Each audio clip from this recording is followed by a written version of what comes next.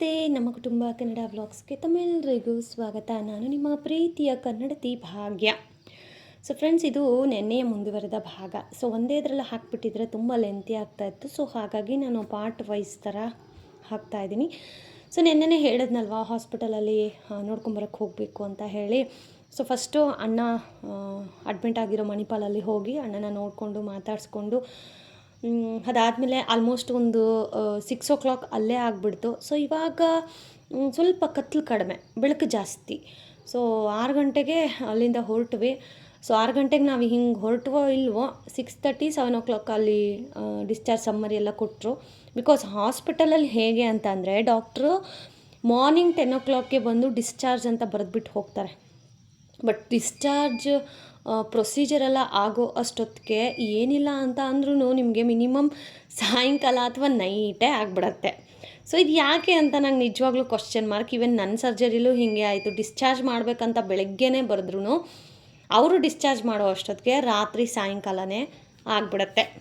So ಇನ್ನೂ ನಾವು ಮನೆಗೆ ರೀಚೇ ಆಗಿರಲಿಲ್ಲ. ಸೊ ಅಲ್ಲಿಂದ ನಾವು ಹೊರಟಿದ್ದು ವರ್ತೂರಲ್ಲಿರುವಂತಹ ಹಾಸ್ಪಿಟಲ್, ಲಕ್ಷ್ಮೀ ನರ್ಸಿಂಗ್ ಹೋಮ್ ಹಾಸ್ಪಿಟಲ್ಗೆ. ಸೊ ಅಲ್ಲಿ ನನ್ನ ಸಿಸ್ಟರ್ ಅಂದರೆ ನಮ್ಮ ಯಜಮಾನ್ರವರ ಅತ್ತಿಗೆ, ಸೊ ನಮ್ಮ ಯಜಮಾನ್ರವರ ದೊಡ್ಡಣ್ಣ ಇದ್ದಾರಲ್ವ, ಮೊದಲನೇ ಅಣ್ಣ, ಸೊ ಅವರ ಮಿಸ್ಸಸ್ಸು. ಸೊ ನಾನು ಮದುವೆ ಆಗಿ ಬಂದಾಗಿಂದ ನೋಡ್ತಾ ಇದ್ದೀನಿ ಅಕ್ಕನ. ಸೊ ಅಕ್ಕ ತುಂಬಾ ಸ್ಟ್ರಾಂಗು, ತುಂಬ ಅಂದರೆ ತುಂಬ ಸ್ಟ್ರಾಂಗು. ತೋಟಕ್ಕೆ ಕೆಲಸ ಮಾಡ್ತಾರೆ. ಆವಾಗ ನಮ್ಮ ಯಜಮಾನ್ರವರೆಲ್ಲ ಚಿಕ್ಕ ಚಿಕ್ಕ ಮಕ್ಕಳಾಗಿದ್ದಾಗ ಎಷ್ಟು ಕೆಲಸ ಮಾಡೋರು ಗೊತ್ತಾ. ಈವನ್ ಈಗಲೂ ಅಷ್ಟೇ, ಅವ್ರು ತುಂಬಾ ಸ್ಟ್ರಾಂಗ್ ಇದ್ದಾರೆ. ಅಷ್ಟು ಗಟ್ಟಿಮುಟ್ಟಾಗಿದ್ದು, ಅಷ್ಟು ಸ್ಟ್ರಾಂಗ್ ಆಗಿರೋರನ್ನ ಈ ರೀತಿ ಹಾಸ್ಪಿಟಲಲ್ಲಿ ನೋಡಬೇಕಂದ್ರೆ ಕರಳೆಲ್ಲ ಕಿವುಚ್ ಬರುತ್ತಲ್ವ ಗಾಯ್ಸ್. ಸೊ ನಾನು ಮದುವೆ ಆಗಿ ಬಂದ ಹೊಸದ್ರಲ್ಲಿ ಮೇ ಬಿ ನಮ್ಮ ಅತ್ತೆ ಇದ್ದಿದ್ರೆ ಹೆಂಗೆ ನೋಡ್ಕೊಳ್ಳೋರೋ ಪಾಪ. ನನ್ನ ಸಿಸ್ಟರ್ ಇವರು ಅಷ್ಟೇ ಚೆನ್ನಾಗಿ ನೋಡ್ಕೊಂಡಿದ್ದಾರೆ.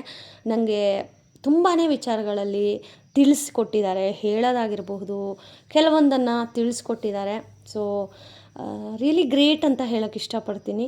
ಸೊ ಅವರನ್ನು ಈಗ ನೋಡ್ಕೊಂಬರೋಕ್ಕೆ ಅಲ್ಲಿ ಜಾಸ್ತಿ ಹೊತ್ತು ಇರೋಕ್ಕಾಗಲ್ಲ, ಬಿಕಾಸ್ ನಾವು ಮನೆಗೆ ಹೋಗಬೇಕು. ಸೊ ಹಾಗಾಗಿ ಹೋಗಿ ಅವ್ರ ಹತ್ರ ಮಾತಾಡಿಕೊಂಡು ಸ್ವಲ್ಪ ಅವ್ರಿಗೆ ಧೈರ್ಯ ತುಂಬಿ, ಎಲ್ಲೇ ಹಾಸ್ಪಿಟಲ್ಗೆ ಹೋಗ್ತೀವಿ ಅಂದರೆ ಬರಿಗೈಯಲ್ಲಂತೂ ಹೋಗೋದಿಲ್ಲ. ಸೊ ನಾನು ಅದನ್ನೆಲ್ಲ ಶೂಟ್ ಮಾಡಿಲ್ಲ. ದಯವಿಟ್ಟು ಅದನ್ನು ಶೂಟ್ ಮಾಡದೇ ಇರೋದೇ ಒಳ್ಳೆಯದು. ಏನು ಕೊಡ್ತೀವಿ, ಏನು ಕೊಡೋದಿಲ್ಲ, ಏನು ಮಾಡ್ತೀವಿ, ಏನು ಮಾಡೋದಿಲ್ಲ, ಅದು ಆದಷ್ಟು ಡಿಸ್ಕ್ಲೋಸ್ ಮಾಡಬೇಡಿ. ಇವನ್ ನೀವು ಅಷ್ಟೇ ಹಾಸ್ಪಿಟಲ್ಗೆ ಹೋಗ್ತಾ ಇದ್ದೀರಂದರೆ ಏನೋ ತೊಗೊಂಡೋಗೋದು, ಏನೋ ಮಾಡೋದು ಯಾರಿಗೂ ಹೇಳಬೇಡಿ. ಓಕೆ, ಯಾಕೆ ಅಂತ ಹೇಳಿ ತಿಳ್ಕೊಬೇಕಾ ಕಮೆಂಟ್ ಮಾಡಿ. ನಾನು ಕಮೆಂಟಲ್ಲೇ ರಿಪ್ಲೈ ಮಾಡ್ತೀನಿ. ಇಲ್ಲಾಂದರೆ ಕೊನೆವರೆಗೂ ನೋಡಿ, ನಾನೇ ಶೇರ್ ಮಾಡ್ತೀನಿ. ಓಕೆನಾ, ಯಾಕೆ ಅಂತ ಹೇಳಿ. ನಮ್ಮ ವರ್ತೂರಲ್ಲಿ ಟ್ರಾಫಿಕ್ ಹೆಂಗಿರುತ್ತೆ ಅಂತಂದರೆ ಗಾಯ್ಸ್, ನಾವಲ್ಲಿ 6 o'clock ಬಿಟ್ವಿ. ಎಲ್ಲಿ? Manipal white field. ಅಲ್ಲಿ ಬಿಟ್ಟಿದ್ದಕ್ಕೆ ವರ್ತೂರು ರೀಚ್ ಆಗೋಕ್ಕೆ ನಮಗೆ 7 o'clock ಆಯಿತು. 1 hour ಗಾಯ್ಸ್, 1 hour. ಆ ಟ್ರಾಫಿಕ್ಕಲ್ಲಿ ನನಗಂತೂ ತಲೆ ಕೆಟ್ಟೋಯ್ತು. ಯಪ್ಪ, ಕೆಲವೊಂದು ಸಾರಿ ಅನಿಸುತ್ತೆ, ಒಂದು ಕಾರ್ ಇದ್ದಿದ್ರೆ, ಪುಟಾಣಿ ಕಾರಾಗಲಿ ಇದ್ದಿದ್ರೆ ಎಷ್ಟು ಚೆನ್ನಾಗಿರೋದಲ್ವ, 2 ವೀಲರಲ್ಲೇ ಓಡಾಡಬೇಕು ಅಂತ ಆ ಬೇಜಾರು ನಂಗೆ ಇನ್ನೂ ಇದೆ. ನೋಡೋಣ, ಭಗವಂತ ಯಾವಾಗ ಏನೇನು ಆಗಬೇಕು ಎಲ್ಲ ಆಗೇ ಆಗುತ್ತೆ. ಸೊ ಫೈನಲಿ ಹಾಸ್ಪಿಟಲ್ ಹತ್ರ ರೀಚ್ ಆದ್ವಿ. ರಿಯಲಿ ಅಲ್ಲಿ ಪಾಪ ನಾವು ಇದ್ದಿದ್ದೆ 10 ನಿಮಿಷ, ಬಿಕಾಸ್ ಆಲ್ರೆಡಿ ಲೇಟ್ ಆಗಿದೆ. ಪರ್ಯಂತ ಬೇರೆದೇ. ಸೊ ನಂದು ಬೇರೆ ಪೀರಿಯಡ್ ಡೇಟ್ ಆಗಿರೋದ್ರಿಂದ ಜಾಸ್ತಿ ಹೊತ್ತಿರೋದು ಬೇಡ, ಇವಾಗ ಪಿತೃಪಕ್ಷ ಬೇರೆ ನಡೀತಾ ಇದೆ, ಬೇಗ ಮನೆಗೆ ರೀಚ್ ಆಗಿಬಿಡೋಣ ಅಂತ ಹೇಳಿ ಹೋದ್ವಿ. ಹೋಗೋ ಅಷ್ಟೊತ್ತಿಗೆ ಡಾಕ್ಟ್ರ್ ಬಂದಿದ್ದರು. ಚೆಕಪ್ ಮಾಡಿ, ಅಂದರೆ ಈವ್ನಿಂಗ್ ಚೆಕಪ್ ಅಂತ ಕರಿತೀವಲ್ವ, ಸೊ ಚೆಕಪ್ ಮಾಡೋಕ್ಕೆ ಡಾಕ್ಟ್ರ್ ಬಂದಿದ್ದರು. ರಿಯಲಿ ಒಳಗಡೆ ಹೋದ ತಕ್ಷಣ ಅವ್ರನ್ನ ಆ ಥರ ಮಲ್ಕೊಂಡಿರೋದು ನೋಡೋಕ್ಕೆ ಒಂಥರ ಬೇಜಾರು. ನನಗಂತೂ ಕಣ್ಣಲ್ಲಿ ನೀರೆಲ್ಲ ತಿರುಗಿಬಿಡ್ತು. ಅಂದರೆ ಅವ್ರ ಅಕ್ಕ ತುಂಬ ಸ್ಟ್ರಾಂಗ್. ಅವರು ಆವಾಗೆಲ್ಲನೂ ಎಡಗೈಯಲ್ಲಿ ಹಿಂಗೆ ಅಂದರೆ ಕೆಲಸ ಮುಗಿಸ್ತಾಯಿದ್ರು. ಅಷ್ಟು ಸ್ಟ್ರಾಂಗ್ ಇರೋ ವ್ಯಕ್ತಿ ಇವತ್ತು ನೋಡಿ, ನಿಜ ನೋಡಿದ ತಕ್ಷಣ ನನಗೇ ಒಂಥರ ಹೊಟ್ಟೆ, ನಂಗೆ ಹೇಳೋಕ್ಕಾಗ್ತಾಯಿಲ್ಲ ನೋಡಿ. ವಾಯ್ಸ್ ಅವ್ರು ಕೊಡ್ತಾಯಿದ್ರು, ನಂಗೆ ಅದೇ ಕಣ್ಣಲ್ಲಿ ಬರ್ತಾಯಿದೆ. ಅದೇನೋ ಗೊತ್ತಿಲ್ಲ ನನಗೆ. ಹಾಸ್ಪಿಟಲ್ ಯಾರಾದರೂ ಇದ್ದಾರೆ ಅಂದರೆ ನೋಡೋಕ್ಕೆ ಹೋಗೋಕ್ಕೆ ನಂಗೆ ನಿಜ ಭಯ.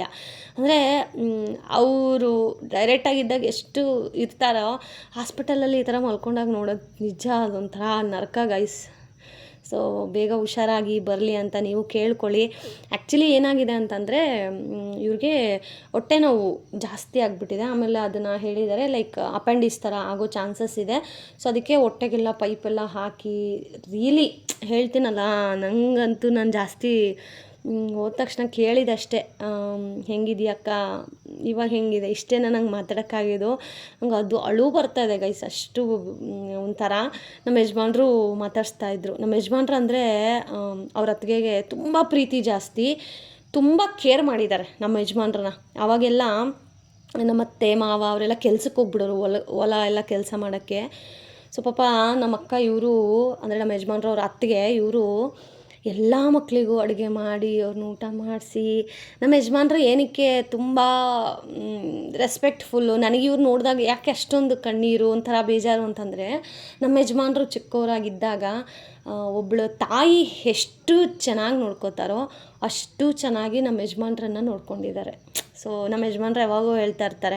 ಅಂದರೂ ತಿರ್ಗಾ ಬೈಯೋದು ಅಷ್ಟೇ, ನಮ್ಮ ಯಜಮಾನ್ರು ಧೈರ್ಯವಾಗಿ ಬೈತಾರೆ. ಏನಾದರೂ ತಪ್ಪು ಮಾಡಿದ್ರೆ ಧೈರ್ಯವಾಗಿ ಬೈತಾರೆ. ಅತ್ತಿಗೆ ಅನ್ನೋದನ್ನು ನೋಡೋದಿಲ್ಲ. ಯಾಕಂದರೆ ಅಷ್ಟು ಒಂದು ಏನಂತೀವಿ, ಇವಾಗ ನಮ್ಮ ಅಮ್ಮನ್ನಾದರೆ ನಾವೇನಾದರೂ ತಪ್ಪು ಮಾಡಿದ್ರೆ ಬೈಯಲ್ವಾ, ವಾದ ಮಾಡಲ್ವಾ, ಹಾಗೆ ಅವ್ರಿಗೇ ಒಂಥರ ಬೇಜಾರಾಗ್ಬಿಟ್ಟು ಅಲ್ಲಿ ನರ್ಸ್ ಬಂದಿದ್ದರು ಆಯಿತಾ, ಡಾಕ್ಟ್ರ್ ಡಿಸ್ಕ್ರಿಪ್ಷನ್ ಎಲ್ಲ ಕೊಟ್ಟು ಹೋಗಿರ್ತಾರಲ್ಲ, ಸೊ ಈ ಥರ ಹಾಕಿ ಅಂತೆಲ್ಲ ಅವ್ರು ಬಂದಿದ್ದರು. ಸೊ ಇಂಜೆಕ್ಷನ್ಸ್ ಎಲ್ಲ ಹಾಕ್ತಾಯಿದ್ರೆ ನನಗೆ ಹೇಳ್ದವರು, ಏನೂ ಆಗೋಲ್ಲ ಸುಮ್ಮನೆ ನೀನು ಯಾಕೆ ಅಳ್ತೀಯ ಅಂತ ನನಗೆ ಹೇಳ್ದವರು ನೋಡಿ, ಅವರು ನರ್ಸ್ ಬಂದಿದ್ದಾರೆ, ಅಲ್ಲಿ ಹಾಕ್ತಾಯಿದ್ರೆ ಆಚೆ ಹೋಗ್ಬಿಟ್ಟಿದ್ದಾರೆ. ಅಯ್ಯೋ ಅದೆಲ್ಲ ಚುಚ್ಚುತ್ತಾ ಇರ್ತಾರಲ್ವ, ನೋಡೋಕ್ಕೊಂಥರ. ಅಷ್ಟು ಚೆನ್ನಾಗಿರೋ ನಮ್ಮ ಅತ್ತಿಗೆನ ಕರ್ಕೊಂಡೋಗಿ ಹಾಸ್ಪಿಟಲಲ್ಲಿ ಹಾಕಿ ಹಿಂಗೆಲ್ಲ ಮಾಡಬೇಕಾದ್ರೆ ಯಾರಿಗೇ ಆಗಲಿ ಅದು ಸಹಿಸ್ಕೊಳಕ್ಕಾಗೋದಿಲ್ಲ. ನಿಜವಾಗ್ಲೂ ನನ್ನ ಕಣ್ಣಲ್ಲಿ ನೀರೇ ಬಂದುಬಿಡ್ತು ನಮ್ಮ ಅಕ್ಕನ ಈ ಥರ ನೋಡಿ. ದೇವರೇ ಯಾಕಪ್ಪ ಅನ್ನೋ ಥರ. ಬಟ್ ಏಜ್ ಆಗ್ತಾಯಿದೆ, ಹೌದು, ಬಟ್ ಏಜ್ ಆಗ್ತಾಯಿದೆ ಅಂತ ಆವಾಗಿನ ಕಾಲದಲ್ಲಿ ಇರೋಷ್ಟು ಸ್ಟ್ರಾಂಗಿರೋ ಇವರೇ ಹಿಂಗೆ ವೀಕ್ ಆಗಿಬಿಟ್ರೆ, ಇವಾಗ ನಾವೆಲ್ಲ ಬರೀ ಅನ್ನ ತಿನ್ಕೊಂಡು ಜೀವನ ಮಾಡೋರು. ನಮ್ಮ ಪರಿಸ್ಥಿತಿ ಹೆಂಗಪ್ಪ ಅಂತ ಯೋಚನೆ ಮಾಡಿ. ಅಷ್ಟು ನನಗೆ ಹೇಳ್ತಾ ಇದ್ದೀನಲ್ವ, ನಂಗೆ ವಾಯ್ಸ್ ಅವ್ರು ಕೊಡ್ತಾ ಇರ್ಬೇಕಾದ್ರೂ ಅವ್ರು ನಂಗೆ ನೋಡೋಕೆ ನಿಜ ಬೇಜಾರಾಗತ್ತೆ. ಸೊ ಬೇಗ ನೀವೆಲ್ಲ ವಿಶ್ ಮಾಡಿ ಆದಷ್ಟು ಬೇಗ ಹುಷಾರಾಗಿ ಬರಲಿ ಅಂತ. ಸೊ ಅಟ್ ಪ್ರೆಸೆಂಟ್ ಈಗ ಆರಾಮಾಗಿದ್ದಾರೆ, ಸ್ವಲ್ಪ ಹೊಟ್ಟೆ ನೋವೆಲ್ಲ ಕಡಿಮೆ ಆಗಿದೆ. ಸೊ ಯಾವುದೇ ಥರ ಆಪ್ರೇಷನ್ ಏನು ಬೇಡ, ಅಂದರೆ ಅಪೆಂಡಿಕ್ಸ್ಗೆಲ್ಲ ಆಪ್ರೇಷನ್ ಎಲ್ಲ ಮಾಡ್ತಾರಲ್ವ, ಸೊ ಬೇಡ ಅಂತ ನಾವು ಆದಷ್ಟು ದೇವ್ರಿಗೆ ಹರಕೆಗಳು ಕಟ್ಕೊಳ್ಳೋದು, ಪೂಜೆಗಳು ಕಟ್ಕೊಳ್ಳೋದು ಹೀಗೆಲ್ಲ ಮಾಡಿದ್ದೀವಿ. ಆದಷ್ಟು ಬೇಗ ಅದು ಕ್ಲಿಯರ್ ಆದರೆ ಸಾಕು. ಸೊ ಡಾಕ್ಟ್ರ್ ಹೇಳಿದ್ದಾರೆ ಒಳಗಡೆ ಅದು ಕ್ಯೂರ್ ಆಗೋಕ್ಕೆ ಟ್ಯಾಬ್ಲೆಟ್ಸು ಮತ್ತು ಗ್ಲೂಕೋಸ್ ಎಲ್ಲ ಹಾಕ್ಸ್ತೀವಿ, ಇಂಜೆಕ್ಷನ್ಸ್ ಎಲ್ಲ. ಇಫ್ ಇನ್ ಕೇಸ್ ಆಗಲೇ ಇಲ್ಲ ಅಂತಂದರೆ ನೀವು ಮಾಡಿಸ್ಲೇಬೇಕು ಅಂತ ಹೇಳಿದ್ದಾರೆ. ಸೊ ದೇವರ ದಯೆ ರಾಯರನ್ನ ಬೇಡ್ಕೊಳ್ಳೋಣ ಆದಷ್ಟು ಬೇಗ ಏನೂ ಆಗದೆ ಆರಾಮಾಗಿ ಬರಲಿ. ಈ ಸರ್ಜರಿ ಆಪ್ರೇಷನ್ಸ್ ಎಲ್ಲ ಕೇಳೋಕ್ಕೆ ಇಷ್ಟು ಭಯ ಆಗುತ್ತೆ ಅಂತಂದರೆ ಮಾಡಿಸ್ಕೊಳ್ಳೋರ ಗತಿ ನಿಜವಾಗ್ಲೂ ಬೇಡ ಗೈಸ್. ಯಾರಾದರೂ ಸರ್ಜರಿ ಅಂತ ಅಂತಾರಂದರೆ ನಂಗೆ ಭಯ. ಅಯ್ಯಪ್ಪ ದೇವ, ಇವತ್ತೆಲ್ಲ ನಾನು ಅದೇ ಹೇಳ್ತಾ ಇದ್ದೆ ನಮ್ಮ ಯಜಮಾನ್ರಿಗೆ, ಏನ್ರಿ ಇವತ್ತೆಲ್ಲ ಹಾಸ್ಪಿಟಲ್ ಸುತ್ತಾಡೋದೇ ಆಗೋಯ್ತು ಗೈಸ್. ಇದು ಸ್ವಲ್ಪ ಜನನಷ್ಟೇ ನಾವು ವೀಡಿಯೋ ಮಾಡಿರೋದು. ಪಾಪ ಇನ್ನೂ 3-4 ಜನ ಹಾಸ್ಪಿಟಲಲ್ಲಿ ಇದ್ದರು, ಅಂದರೆ ಫೀವರು ಈ ಥರ ಎಲ್ಲ. ಬಟ್ ನಾನು ನೋಡೋಕ್ಕೆ ನಂಗೆ ಧೈರ್ಯ, ನಂಗೆ ಹೋಗೋಕ್ಕೆ ಭಯ ಗೈಸ್. ಅದಕ್ಕೆ ನಾನು ಜಾಸ್ತಿ ಹಾಸ್ಪಿಟಲ್ಗಳಿಗೆ, ನೀವು ಯಾವತ್ತಾದರೂ ನನ್ನ ವ್ಲಾಗಲ್ಲಿ ಈ ಥರ ವೀಡಿಯೋಸ್ನ ನೋಡಿದ್ದೀರಾ? ಬಿಕಾಸ್ ನನಗೆ ಇಷ್ಟ ಆಗೋದಿಲ್ಲ. ಸೊ ಇನ್ನು ನಿಮಗೆ ಹೆಂಗೆ ಶೇರ್ ಮಾಡೋಕ್ಕಾಗತ್ತೆ? ಸೊ ನಾನು ಶೇರ್ ಮಾಡ್ತಾ ಇರಲಿಲ್ಲ. ಸೊ ಇನ್ನೂ ಅಲ್ಲಿ ಅವ್ರ ಹತ್ರ ಸ್ವಲ್ಪ ಎಲ್ಲ ಮಾತಾಡಿಕೊಂಡು ಆಲ್ಮೋಸ್ಟ್ ಒಂದು 10 ನಿಮಿಷ ಅಷ್ಟೇ ಗೈಸ್ ಇದ್ದಿದ್ದು ನಾವು. ಸೊ ಅದಾದಮೇಲೆ ವಾಪಸ್ ಮನೆ ಕಡೆ ಹೊರಟ್ವಿ.